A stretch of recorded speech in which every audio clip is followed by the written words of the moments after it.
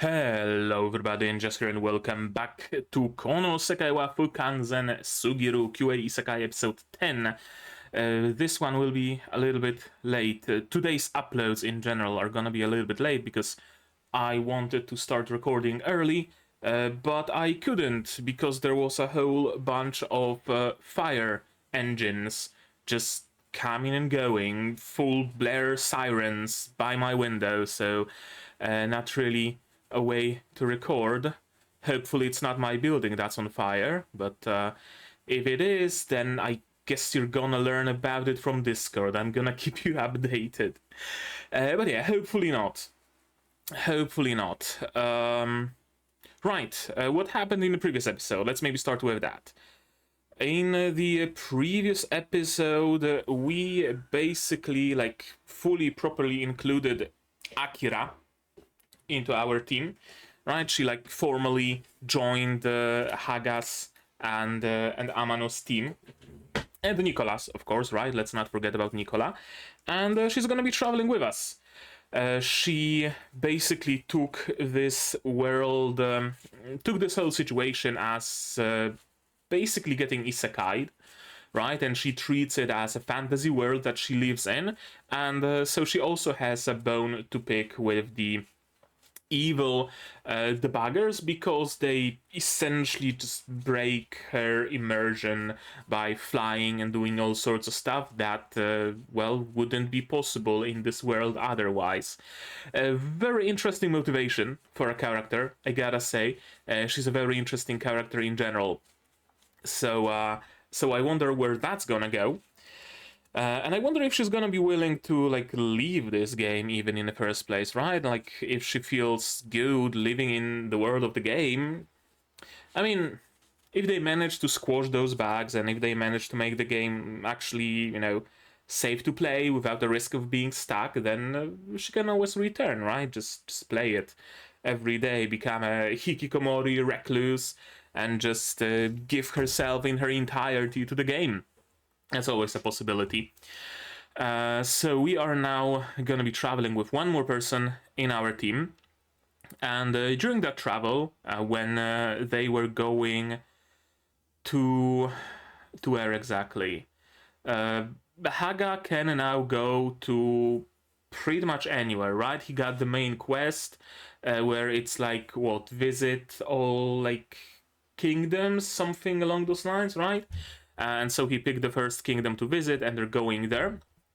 And while they were camping in a forest, they had a bit of a cook-off between Akira and Haga. Cook-off that Akira won, and then they were attacked by... were they attacked by giants first?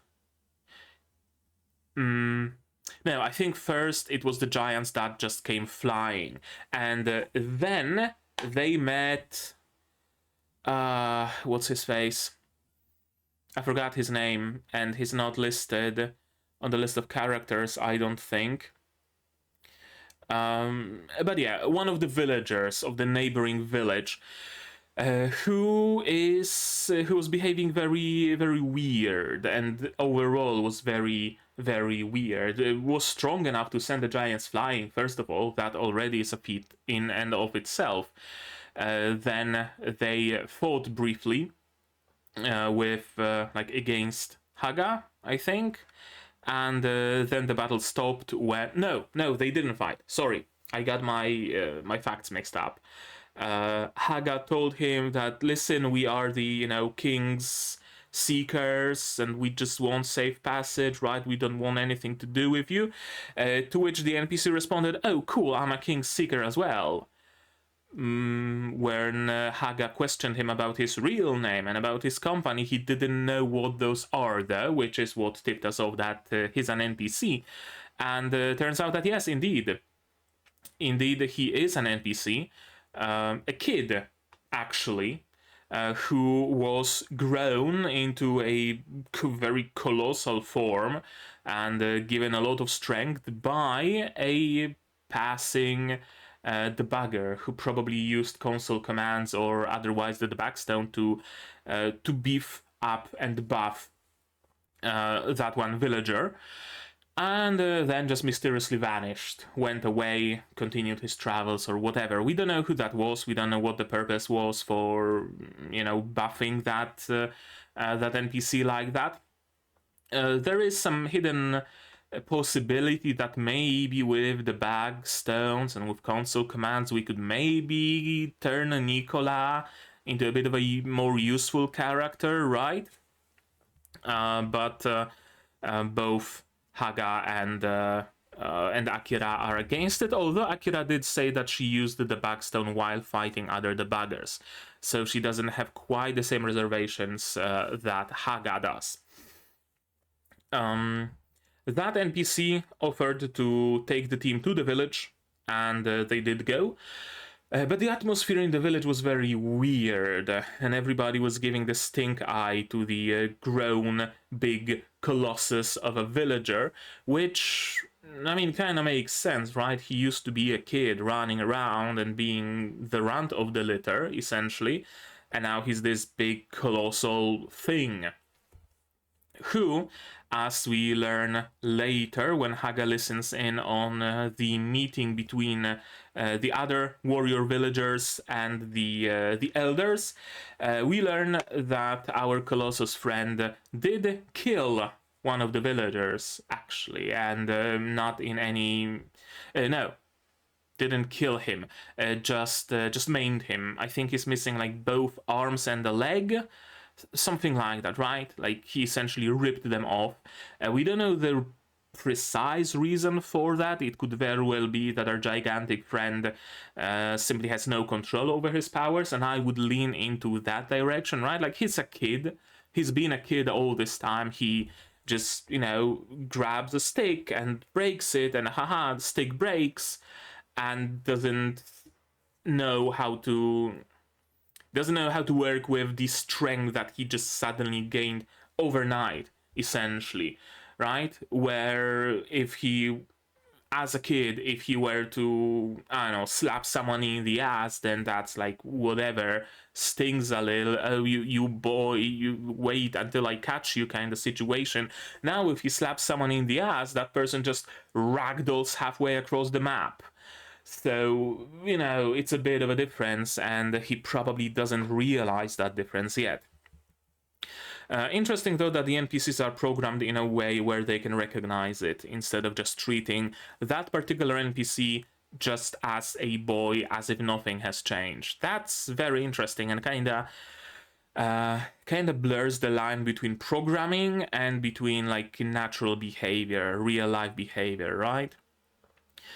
In any case, those villagers, who are all warriors, it's a warrior village, which also might mean that because they are already warriors, every single person in the village, then if you just boost their stats, they become powerful warriors.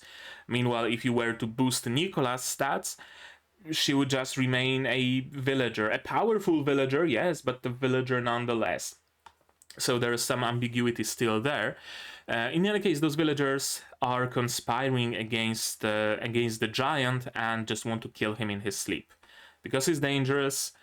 Sure, he helps the village by protecting it from giants and whatnot, yes, but ultimately he is a danger to everybody. He already attacked his fellow villagers, so who's to say he's not gonna do it again anytime soon, or anytime, at all whatsoever, right? We don't know that. And so they plan to get rid of the unknown, of the risk. And the elders are not like fully particularly against it either. So now it's gonna be up to Haga, Nikola, Amano, and Akira to possibly save him. Although we don't know where it goes. We don't really know the implications of messing with an NPC's programming like that. It could very well be that he kills all the other villagers. It could very well be that he bugs out and, I don't know, whatever happens to him. He clips through terrain because the hitbox did not fully follow the growth of the scale of the mesh, and starts ragdolling while half embedded in a wall or something, right? Like anything can happen. We don't know that. We have to still remember it's a game after all. A very buggy one, very poorly written. Yeah, we don't know what's gonna happen really, except the rescue attempt. That much is basically a given. So how about we just watch and see what's actually gonna happen during that rescue attempt, right? Shall we? To do that, you're gonna need your subs to follow along with me. I'm gonna need my sound to hear what's going on in the show. And I'm gonna have to ask you for support. Support the channel if you want monetarily on Patreon, YouTube down below, or not. Share my content, spread the word, cause nothing helps a lot. And with that, we can start watching episode 10 of QA Sekai in 3, 2, 1, go. Volume down.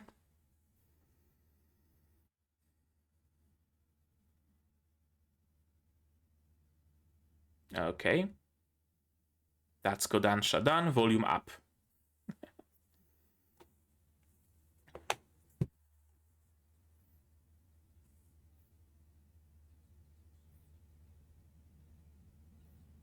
Gale. Right. Gale. And he did attack them, so I remembered it correctly. Cool.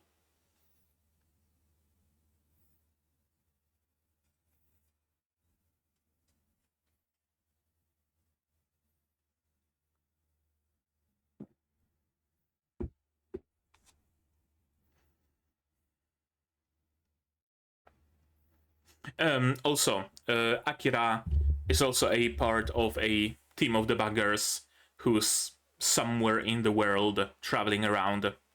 So we might run into them eventually as well.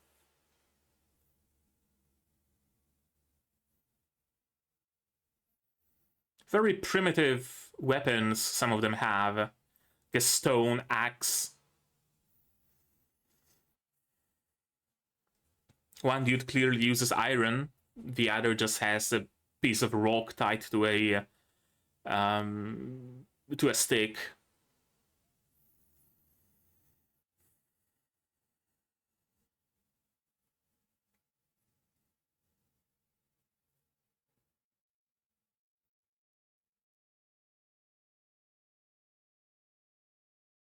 Also,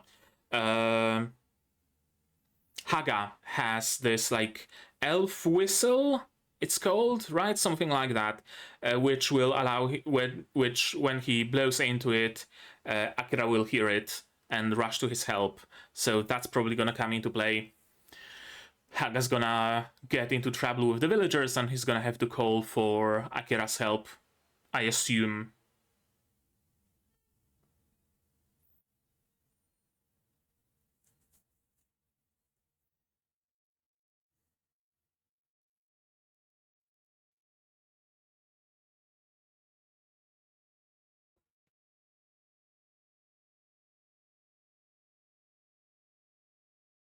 And that's gonna be Akira's team here. Yeah.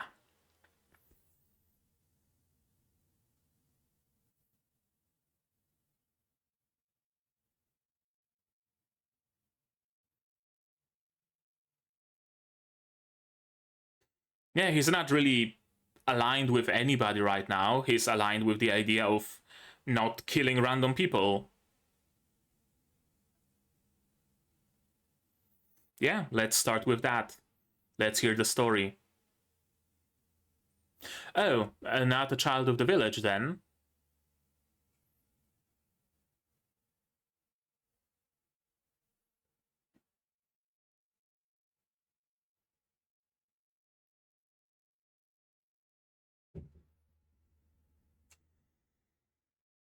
Could it be that he's really like half giant or something? And Yamanaka didn't like unnaturally grow him, but rather just aged him up? Or made the latent giant genes show up or something? And the giants are raiding the village to retrieve Gadel? Maybe. It's a theory.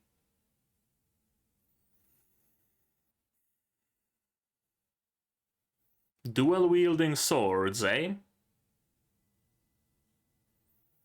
And a very unassuming armor.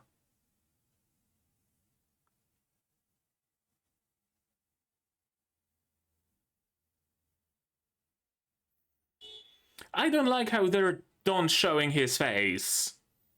That's never a good sign.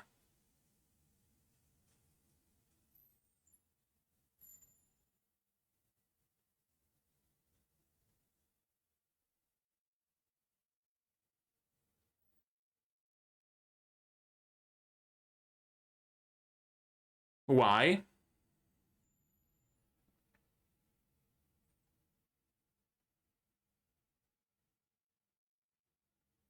Uh, Trained, quote unquote. Yep. Console commands, or maybe an item.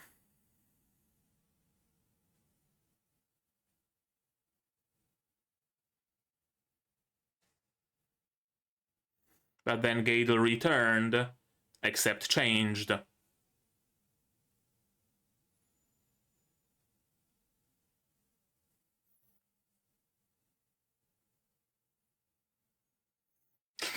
Right, a giant, of course.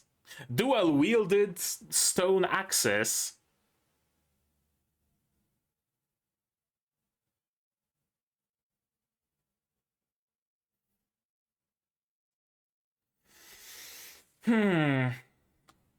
Right.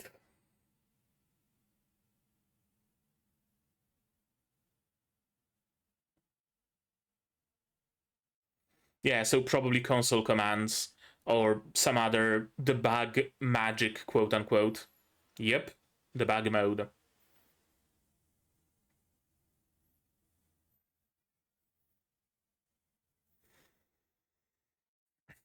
Yeah, sure. And I mean, everything so far is just to the benefit of everybody. So I'm assuming that is not the problem that you have with him.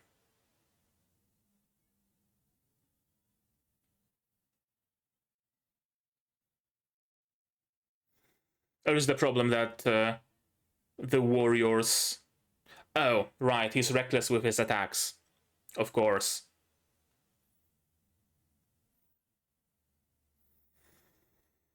Just let him go alone. If he causes collateral damage, just make sure there's nobody to be damaged. Sure, there's pride at stake, yeah, but, like, pride is not really a good reason to do that.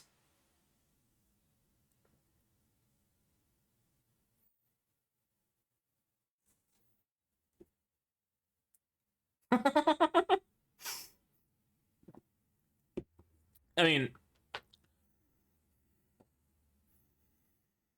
yeah, but see, there are good seekers and there are bad seekers. While Gadel is not, you know, at fault here, eliminating Yamanaka, I mean, probably a good idea. Yeah. Akira's approach very much is just eliminate everything that, breaks the illusion.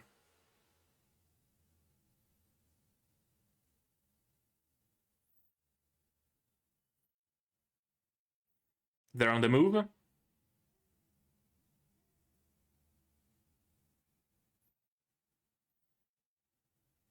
Hmm. Or is it Gadel fighting giants? Oh, well, of course, Gadel is not going to be defeated that easily.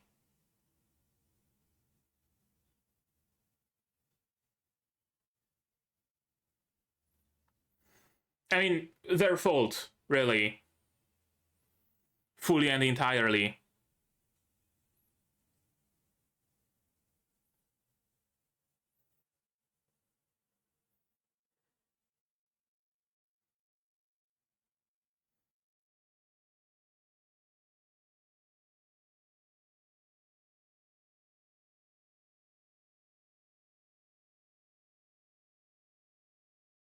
Honestly, serves them right, if you ask me.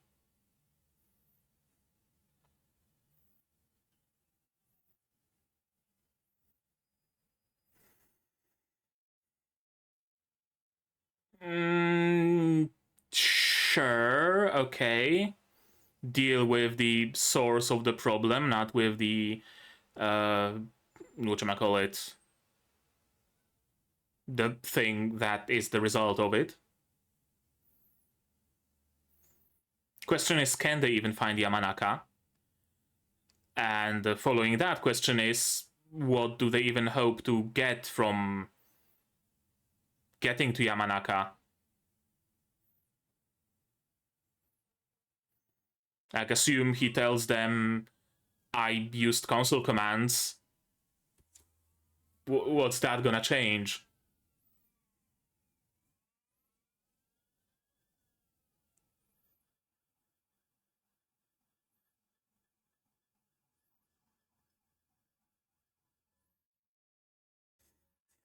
Okay, now they're showing his face. Means he's not a bad guy after all.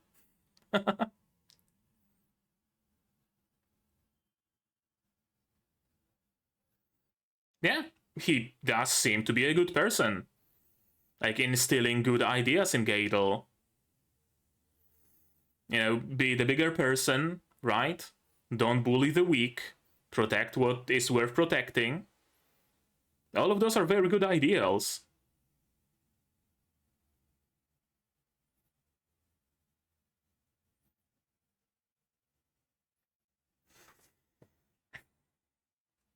Although Yamanaka might have overdid it.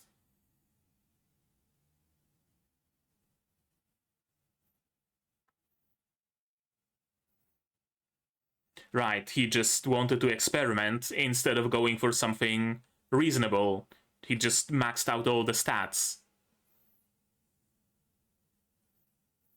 Yeah, should have just raised them, you know, just a little bit, as much as is reasonable, so that Gadel can actually join the fellow warriors as a warrior, instead of completely outshining them and outpowering them, right?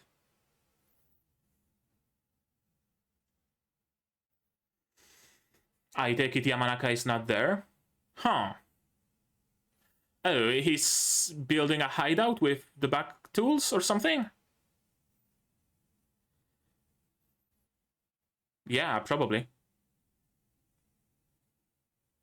Oh, he's frozen. He fucked something up.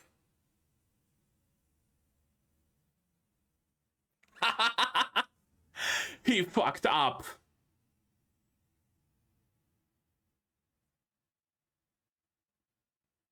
Right. He still got that, you know, turkey leg or whatever.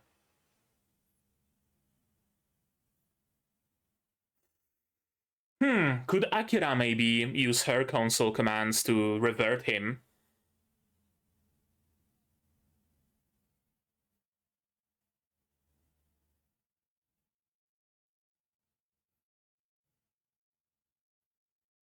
Yeah.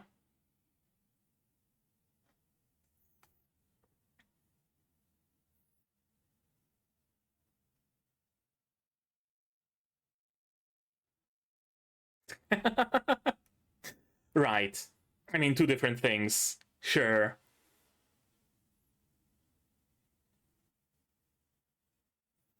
Yeah, seems to be the case. I wonder why, though. Yeah.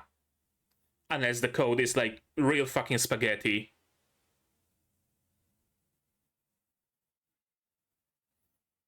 So what then? Oh. Did he maybe take control over someone else? Nikola is an NPC. I'm assuming she can approach safely, since Gadel was able to approach, right?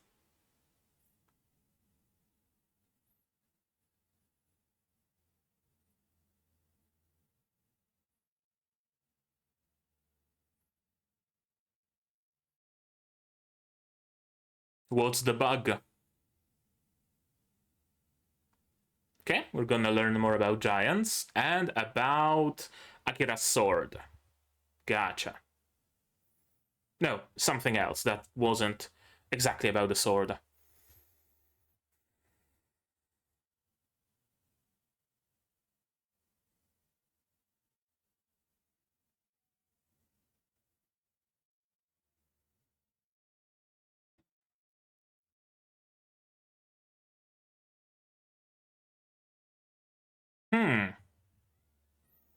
Did he, like, enable, whatchamacallit, spectator mode, essentially?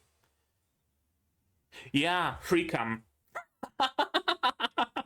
And now he can't disable it. Okay. Well, that explains things. Why's my camera flickering?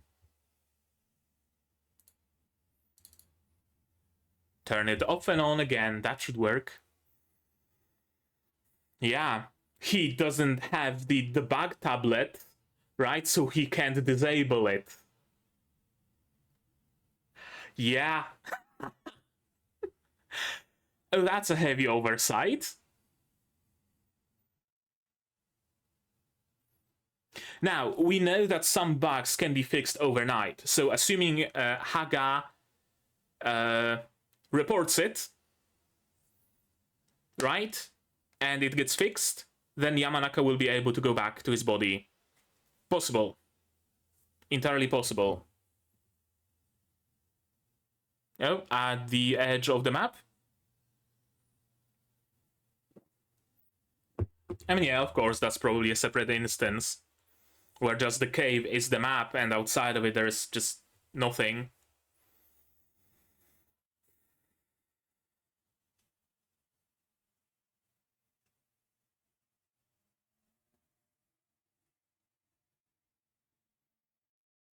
And assume that that other debugger will be able to help you.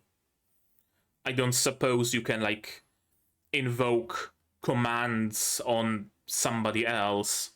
Like, you can't turn on somebody else's free cam or turn it off.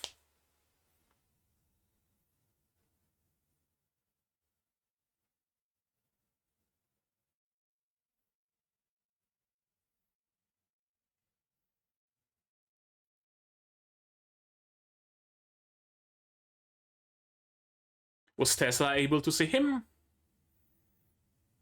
Or did she just took a look at the tablet?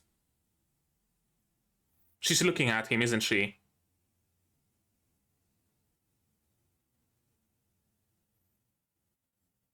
Yeah.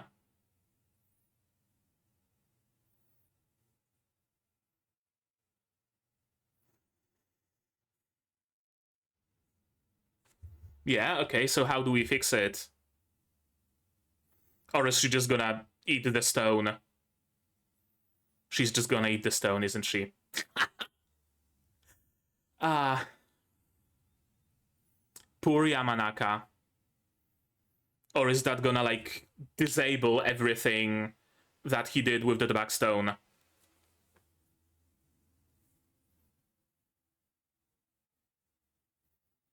I guess not, because it would have worked already.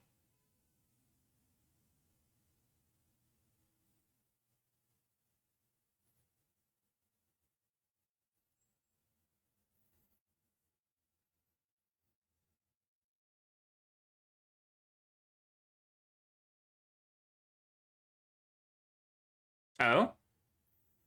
Oh, I guess that's the punishment for using the debug mode for Yamanaka.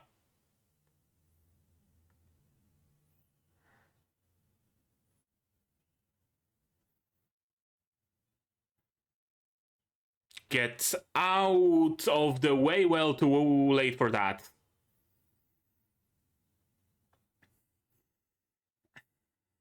I mean, now we know that it's not the terrain that's at fault, right? So,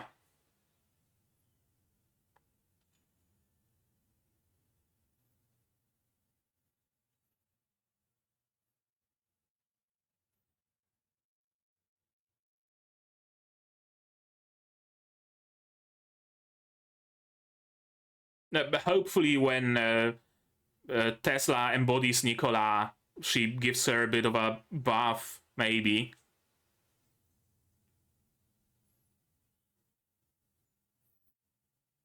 Yes, actually. Presumably, if his stats are maxed, then they are higher than any player. Yeah.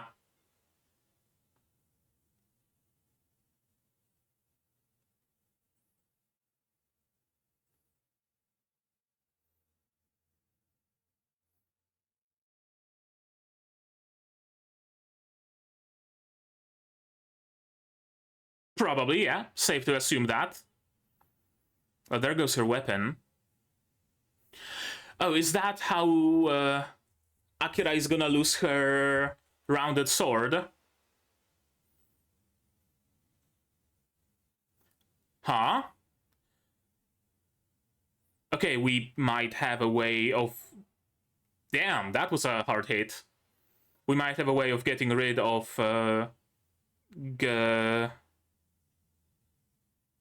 him. Throw him into the wall. It dissolved Akira's sword, so chances are it might dissolve him as well.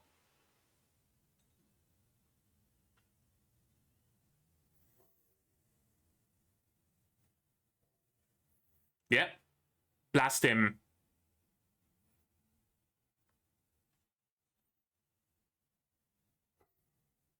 Is that gonna be enough?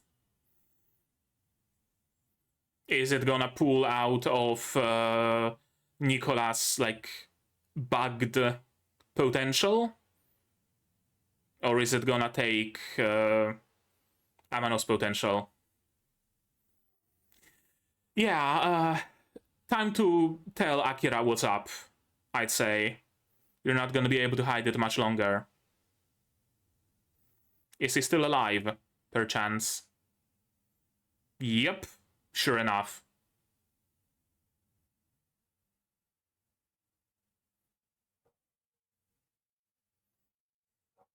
Black eyes, huh? Why would that be?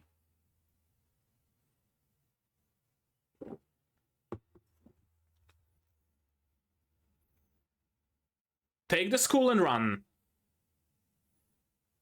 Yeah, I mean that's a sane strategy.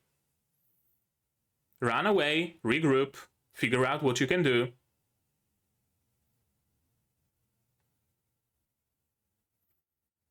Yeah, seems to be the case.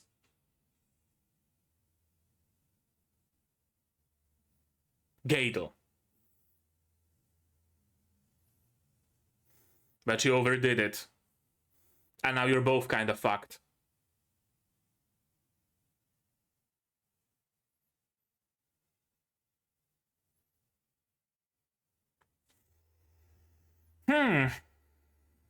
Tragic story, isn't it?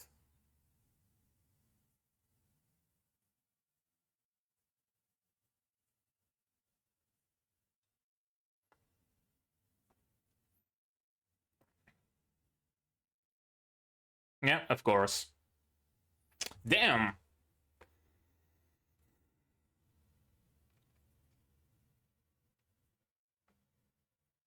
Well, the only hope that I can see is the wall that dissolved Akira's weapon, right? Throw Gadel into it, and presumably he too will dissolve and disappear. Throw Yamanaka's body into it, and maybe if the case is that if you die in the game you log out, then Yamanaka will be freed from his free cam. But that's not a given. Could very well be the case of you die in the game, you die in real life. So it's a gamble.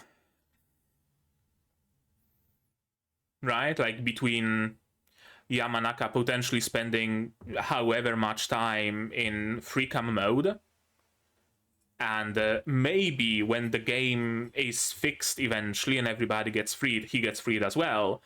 Or we could go for a gamble, potentially free him earlier, but it's also a 50-50 whether he gets freed or dies, right?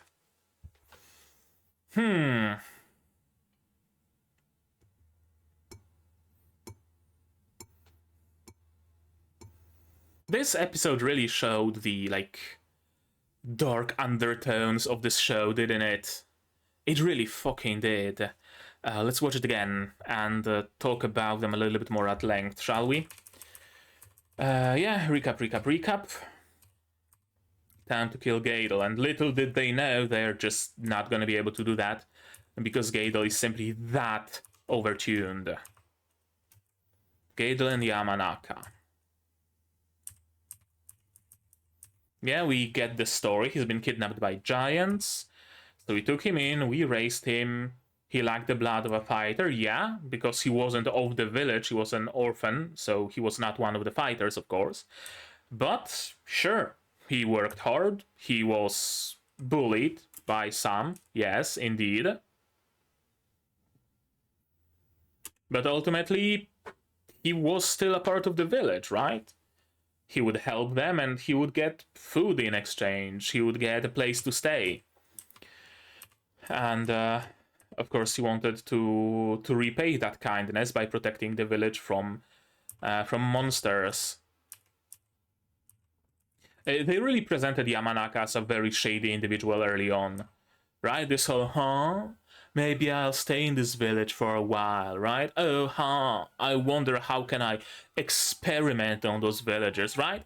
He got that vibe of a bit of a mustache twirly kind of person, kind of like the Shacho's group, right? We're just experimenting on villagers, vampires, and whatnot. But as it turns out, no, not at all. He didn't do what he did out of malice. He did it out of a genuine desire to help. To help Gale? I keep forgetting his name.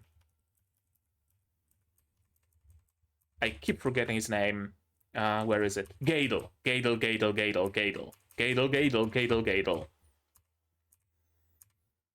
It's me, Gadel. Made me a seeker. I'm a fighter. Now, yes, he is a fighter indeed. But it's also true that Yamanaka way overtuned him. Right? There's like a balance to be struck. Like, it's not even purely about Gadel's strength and Gadel's just completely overtuned strength, because that's what it is. As they say, Gadel during his fights would just cause collateral damage. All of the warriors would go out there to fight the giants, and Gadel just would damage them, would hurt them, would kill them even. Perhaps not even knowing that it's what he's doing, right? Like, he swings his arm and hits someone, and he's like, "Oh, I'm sorry, Mister Nimbro," or whatever, right? And it turns out Mr. Nimbro is fucking dead because he got his entire chest crushed by that slap. While Gadel believed that, oh, Mr. Nimbro is a strong warrior, so of course that's not gonna hurt him. But he simply had no idea of his own strength, right? Again, nobody here really does anything out of malice. That's the most tragic part here, right? It's very easy. A story is very easy and gets a very easy resolution when one of the parties is acting out of malice, right? Take Shacho's group. They were acting out of malice, purely and entirely. Complete disregard for anybody else, complete disregard for the NPCs, complete disregard for morality, use of the backstone, whatever. They were clearly in the wrong. So we don't really mourn all of them being permanently stuck. We don't really mourn Shacho getting cut down all that much. Like, sure, he had that moment of, there's a daughter and wife waiting for me and whatnot, but ultimately he did commit many atrocities, so we don't feel that bad for him. In this case, absolutely nobody is malicious. Absolutely nobody. Yamanaka made Gadel into a monster just out of desire to help him. I'm gonna make you stronger, you're gonna be one of the warriors, you're not gonna be bullied. Perhaps Yamanaka himself, as he said, he was bullied as a child. He knows how it is, so he wanted to help Gadel. No malice whatsoever, no crazy scientist in him. Gadel, meanwhile, wanted to help his village, wanted to repay the kindness, wanted to fight the monsters, because he now has the power to do so. Again, zero malice whatsoever. The warriors, here, wanting to kill Gadel, arguably, there's no malice. Well, there's malice towards Gadel, yes, but ultimately they are coming from the good spot here. They have witnessed Gadel kill many of their own. They see Gadel as a monster and they are not far off base. So as far as they are concerned, they're gonna do that for the benefit of the village, to save their fellow warriors from being killed by Gadel, from saving the village from being destroyed, right? Would there be a better way? Yes, sure. Let the warriors take the sidelines, and let Gadel take care of the monsters. Simple as. If there's no collateral damage to be done, there's not going to be collateral damage to be done, right? So that would be a way to do that. But because it is a game, I believe that the warriors simply have it programmed. There's a monster raid, we go fight monsters. They can't exactly go against their programming, right? It's the game that didn't take into account the appearance of someone like Gadel. So they can't really go for that easy out of villagers, warriors can just chill, can just take up, I don't know, sculpting, crocheting, or trade, or whatever, right? Leave the monster fighting to Gadel. He would gladly do that. It's fun for him. We can't have that out. Who tried to stop him have been defeated, yeah. There is, though, something to be said about Gadel's kind of like... I mean, it's one thing to not have control over your own strength.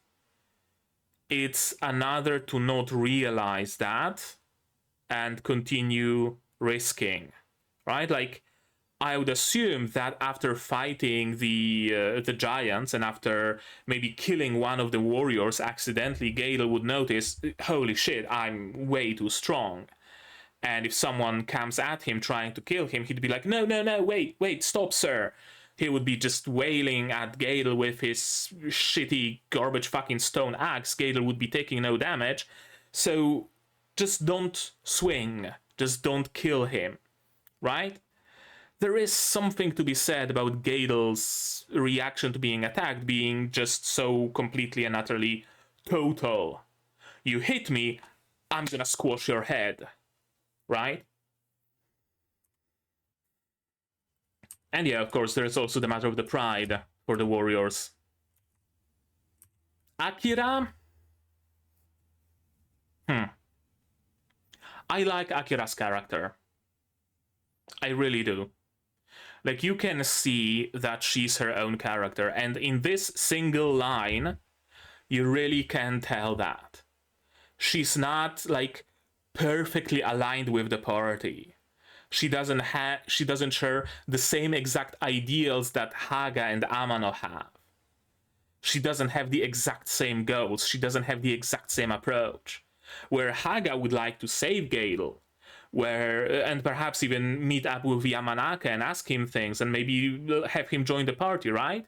Where Amano is also aligned towards that, towards, not shedding unnecessary blood.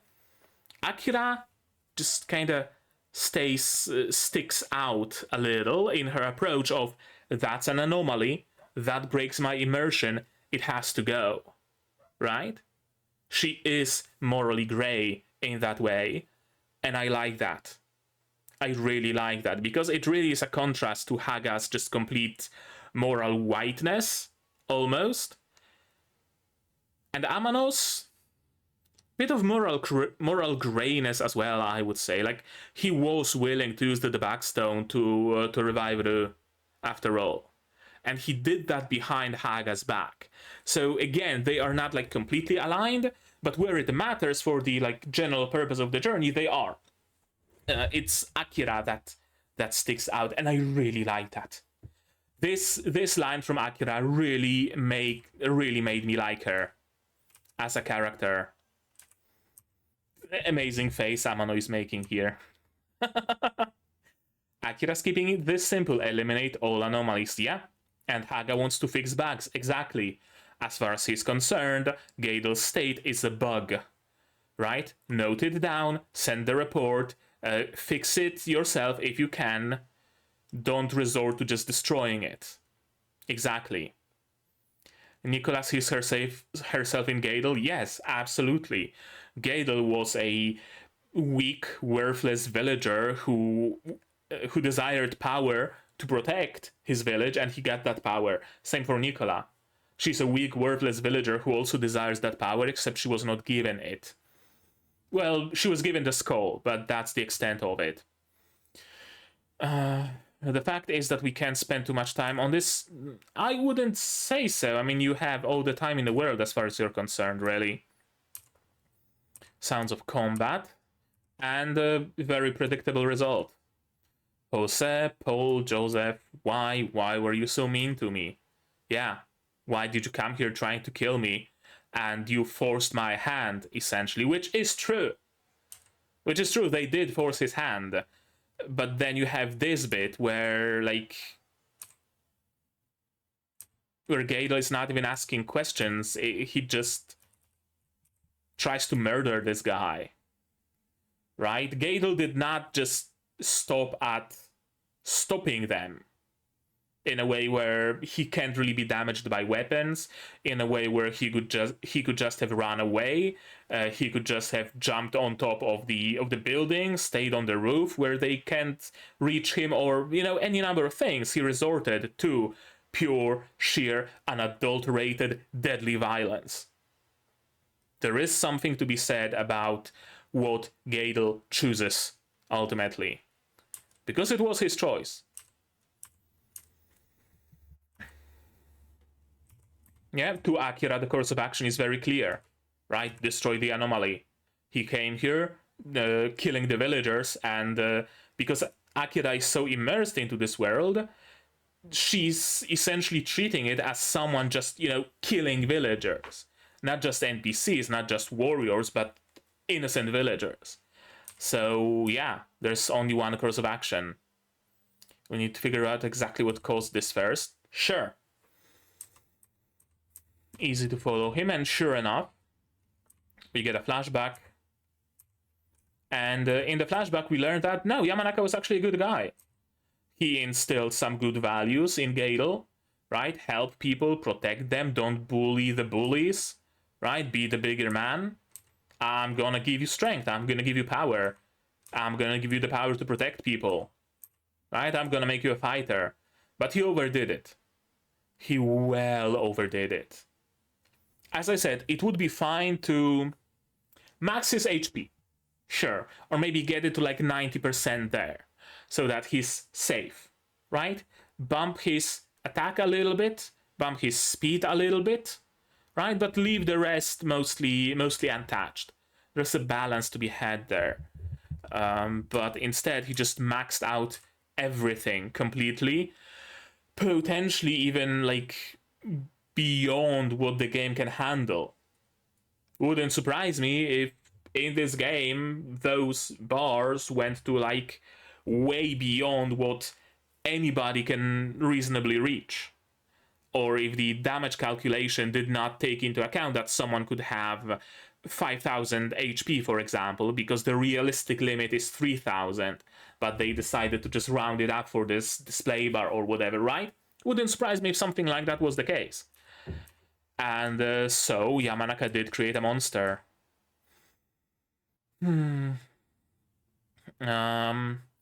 Initially I thought that he was trying to build a hideout for himself or something, and that's why there's the choose texture here, right? He placed a wall, but he is just here fiddling around looking for the best texture here. Does he want to use bricks or rock or obsidian or gold blocks or whatever, right? But no, it seems to be just an unfinished dungeon, essentially. And he got stuck in a freecam mode. Yeah, and before it was awful just doing chores instead of fighting, but I was still a part of the village, right? Everybody was celebrating a good hunt, and I got a piece of meat as well. I was a part of it, and now they treat me as a monster. I'm all alone. Yeah, very, very tragic story ultimately, with nobody at fault. Arguably Yamanaka, but he couldn't have known that cranking those bars this high would cause this sort of an issue. He couldn't have known that. Let's be sure we say texture and not texture map. What would be the difference here? texture, as in specifically the albedo texture, I guess, or color, or whatever you want to call it, depends on the engine and whatnot. But for PBR workflow, I think it's like specifically albedo. And texture map, I guess that would be the supplementary PBR information, like metalness, roughness, right? Those are usually named maps. So sure, if you really want to be so anal about it, there is a difference between a texture and a texture map. Yamanaka is frozen, right? Freezing from a texture bug, unlikely. Although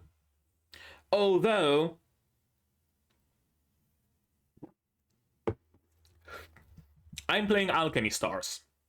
If you didn't know, I stream it every time there is an event. I have a whole entire catalog of VODs on my channel. If you wanna take a look. In the recent update, they added a new character, right? I mean, sure enough, they've been adding characters for like over 2 years of the runtime of this game, so nothing new there.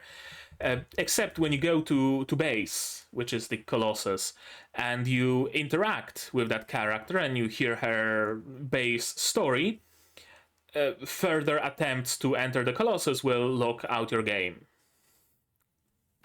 I have no fucking clue what causes it, but many people have run into it, and specifically her. Like, go to anybody else's story, no problem, listen to her story, game just locks up. And I believe you can't even you can log in, but you just can't enter the base, and you lose out on all the materials you get daily from there. So there are like very, very weird issues that can be caused by very, very weird things. There was what was it? I think that's actually an urban myth. Was it? I can't remember what game it was. I wanna say like either Counter-Strike or Gmod or something from like the Source Engine umbrella, where an image of a banana, I think, if it was removed, the game would crash for no discernible reason. So again, I think it was proven as just an urban myth, but there was the whole thing with one of the Mario games, wasn't it? Where a ray of cosmic radiation just happened to flip a single bit on the cartridge, and that made a speedrun possible that wasn't possible without this one particular bit being flipped. Something like that, right? So yeah, I can fully believe that a texture bug would cause a character to freeze in place. I absolutely could believe that. Not frozen, yeah, just stuck. Just lost control of his character.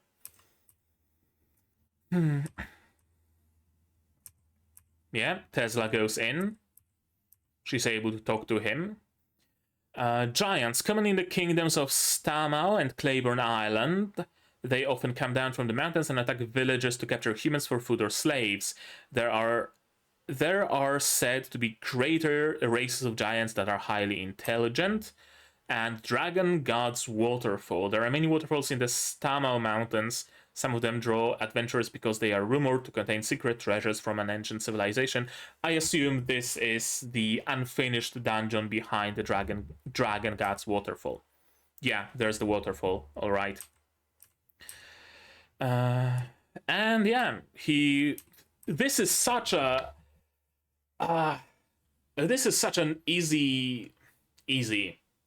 such an obvious thing to catch, right? Like, you have an item that allows you to enter free cam, and if you enter free cam, you no longer have that item, so you can't just turn back, right? And that's actually like a thing in a way where I was working on a game, like a clone of Voice of the Void kind of sort of thing, Signal Simulator, and I essentially had 2 player controllers. The player controller as you walk around, and the ATV controller. where you approach the ATV, you press interact button, and your player just gets teleported underneath the map, and you instead just possess the ATV and you drive around. And as you disembark the ATV, your player character gets teleported back up to where you are, and you possess that player character. And until I wired it up, if you were to enter the ATV state, you were not able to disembark, because the player controller, the player pawn, had the controls for interaction and whatnot, but the ATV did not have any, except just movement. So I had to separately wire that if you press E or F or whatever, then you disembark, and the whole like disembarking procedure. So I can believe that actually being an oversight. Absolutely. Especially since this is just a debug mode, essentially, not something crucial for the game, right? The game doesn't really have free cam like freely accessible, so the debugger tools would, of course, get less scrutiny. Makes perfect sense. Makes perfect sense. Although I thought initially that he maybe was trying to build this hideout, right? That it's not an existing dungeon, but rather he was trying to build it out, and maybe he went into free cam to start placing some things like, you know, essentially like in Minecraft, you can't reach some places, so you turn on, well, not spectator, you turn on the creative so you can fly up, or maybe no clip through walls and whatnot, right? I thought it's something like that, and he simply got stuck because maybe his no clip got disabled and his free cam is stuck somewhere in the wall or something. But no, he simply cannot enter because he has no access to his debug stone. Yeah. And there's absolutely nothing, just the corridor that leads up to the cave, and it's even not that bad because normally a mesh, a 3D model, is like one-sided only, because you don't really need to see like the other side of it, right? If you see the ground, for example, you don't need to see it from underneath, so why render that? Why bother texturing that and mapping that and whatnot? So you only see the texture one way. Caves, for example, if you have a tunnel, it's textured only from the inside, but from the outside it's not, so it's completely translucent.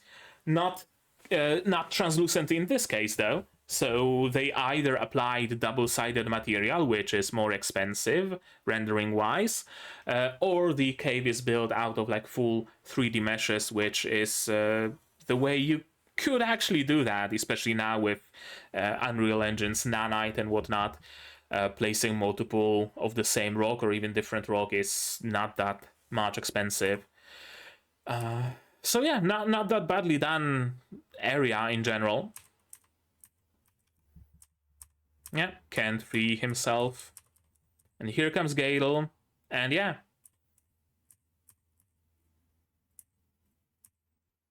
Tesla, of course, can see him. I really thought that she's gonna free him somehow.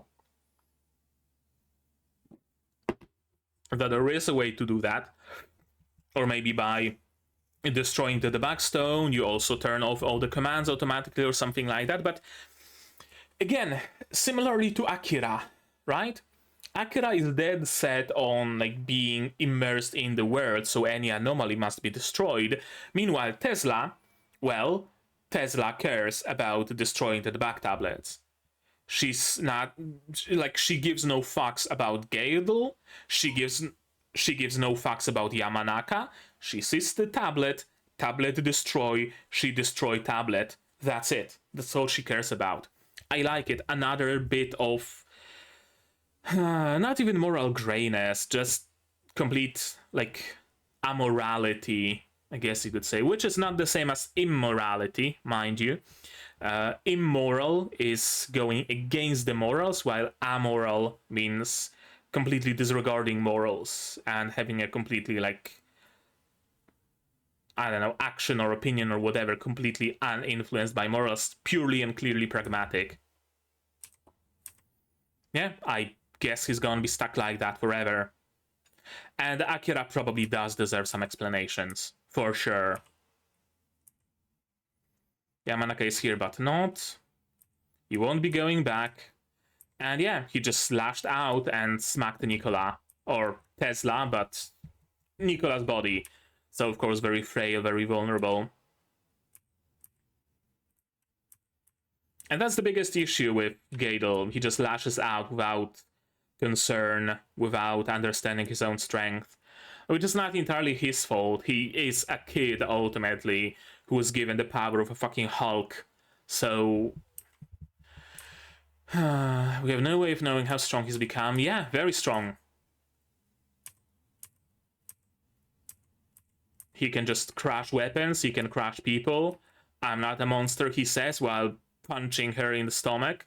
This, though, makes me believe that this is our out. I'm gonna note it down. Where is it? This QA Sekai. There we go.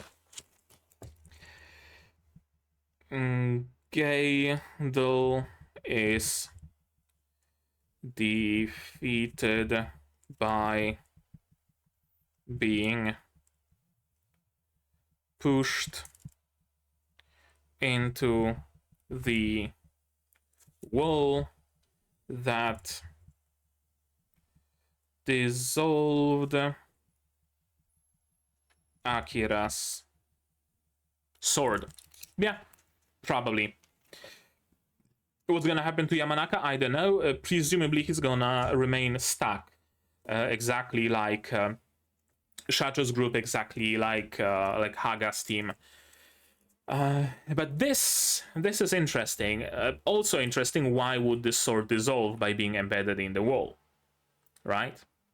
What exactly is this wall? I mean, I assumed it was just untextured. Untextured mesh will not make an item disappear, though. Yeah, that was a strong hit. Big blast from Nikola's weapon. I assume Nikola is holding on to it, and Amano just triggers the blast, which is why it's so strong. But not even that, not even something that was established as a hyper OP weapon early on that's able to blast cleanly through multiple buildings. Not even that was able to defeat him. And yeah, again, Akira deserves explanation. Incredible power, but still not enough. Now, why would his eyes turn black? That's a question there, isn't it? Again, we have to remember that it's a game. Why would this be programmed? For what reason? For what purpose? Right? What does it mean? Don't giants have black eyes? Black sclera, rather. Let me take a look. Yeah, sure enough, they do. Sure enough.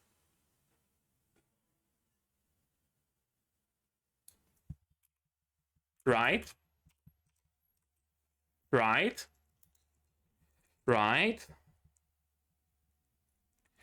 Gadel has giant blood / power / whatever in him. I really think that the villagers thought they are rescuing just a random baby boy from the giants, while he actually was the son of some giant couple. Maybe. Yeah, we just bail. We just run. Not really much more than you can do. I can't even die. What did you do to me, Yamanaka-san? Yeah, I mean, the instigator of it all really was Yamanaka. Completely unknowingly, right? Not wanting to do that, not knowing that this is what's gonna happen, but still. Him trying to play God was the issue here, which again lends credence to Tesla saying that using the back tablets willy-nilly is what can just destroy this world. So we gotta take them, we gotta destroy them, because more events like that would be happening. more debuggers getting stuck one way or another, more NPCs being experimented on. Someone might meet a baby dragon and then crank up all the stats and create a complete and utter monster that will wipe out a continent. Entirely possible, right? Like, come on, it's a game. I'm having some fun modifying the monsters here. What's the worst that could happen, right? So yeah, it really lends credence, but ultimately a very, very tragic story here. Alrighty.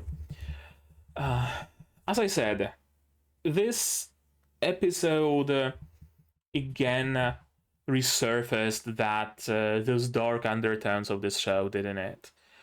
Very tragic story where nobody is fully at fault, where everybody is a little bit at fault at the same time, right? Yamanaka is not at fault because he didn't know what he was doing, and yet he is at fault because he did what he did. Gadel is not at fault because he's just a kid in a body of a monster, but at the same time he is at fault because he chooses the way to lash out, he chooses the way to apply his strength. And he is the one who killed all those people, right? That's completely undeniable. The villagers, the warriors, are not at fault because they just wanted to do their job. They just wanted to protect the village. But at the same time, they are at fault by not getting out of the line of collateral damage and by trying to kill Gale in his sleep, right? Everybody... At the same time, nobody's an asshole and everybody sucks here. Like, both are true, kinda, at the same time. It's only Haga's party who's just kinda impartial here, really. Although, again, they have different approaches to that, right? Like, Haga sees it as a bug that needs to be fixed. Akira sees it as an anomaly that needs to be destroyed. Tesla sees it as a debug tablet that needs to be eaten, right? So even within our little party, we still have multiple approaches, we still have multiple opinions, and I like that. I do like that, because very often, actually this episode is what made me realize that very often when an anime or manga or light novel or whatever centers around a team, a group, a party of people, they are more often than not aligned in one way or another. Either they have a common goal and a common way of approaching that goal, which is usually the way of the main character, right? Main character says, we go there through the path of corpses and we kill everybody who stands in our way, and everybody in his party is, yeah, cool, I'm down for that.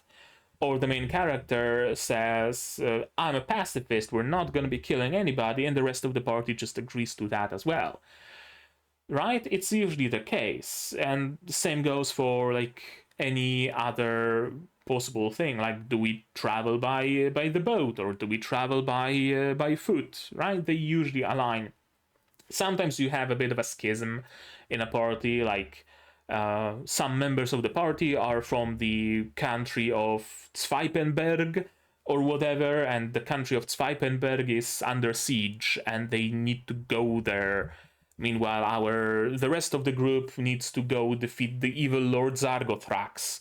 And so they go to defeat Zargothrax, and the rest separates and goes to Zyperberg.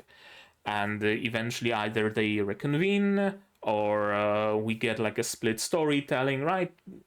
But that's basically the only way where there can be some sort of a difference between party members, or someone betrays the party. That doesn't really happen that often. At the beginning of the story, sure, but during the course of the story, no, not really. So it's very interesting to see a show where we have people who, you know, keep some secrets from each other, who have a different approach to how to solve problems, who have slightly different goals, right? I like it. I really, really do. It really gives those characters realism and humanity in a way. So overall, very good episode. Episode 10 at the same time, so episode 11, 12 would be the Gadel arc, I presume. Episode 12 might be like the nice little wrapping up summary thing. Yeah, cool. Good episode. I liked it.